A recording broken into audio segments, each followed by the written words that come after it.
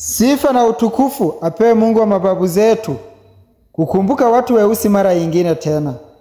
Sifa na utukufu apewe Ondeto Willy Wingi na mama yake Adokirere kwa kutoa jasho kwa ajili ya ukombozi wa mtu mweusi kiroho. Sifa na utukufu apewe mama Akothi Nanga, yeye aliyekubali kubeba kitabu na boma ya mtu mweusi akatuletea.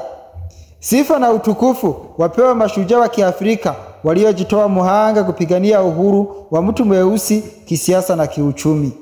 Kwa miaka mingi watu weusi tukiwa kwa utumwa wa kila aina, tukiwa tumechanganikiwa. Waambieni weusi wote kuwa boma na kitabu cha agano la mtu mweusi imekuja kwa kupaza sauti bila uoga. Mama Akothi Nanga ameweka misingi ya boma ya ukombozi wetu kiroho nchini Kenya, kaunti ya Migori, Kadem, sehemu inaitwa Kikongo. Boma hilo wakuu wa serikali ya Kenya kama Amiri Jeshi Mkuu Rais Samoei William Ruto, Raila Amolo Odinga, Amiri Jeshi Mkuu Rais wa Uganda Yoweri Museveni, hayati Rais Muammar Gaddafi na viongozi wengine wengi wa Afrika Mashariki wanajua kuhusu hiyo boma ya agano ya mtu mweusi.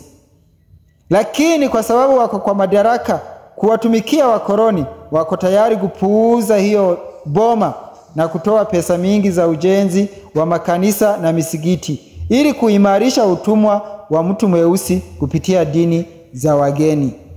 Nuru ya mtu mweusi imeangaza, haiwezi ikafunikwa tena. Nuru ya mtu mweusi imeangaza, haiwezi ikafunikwa tena.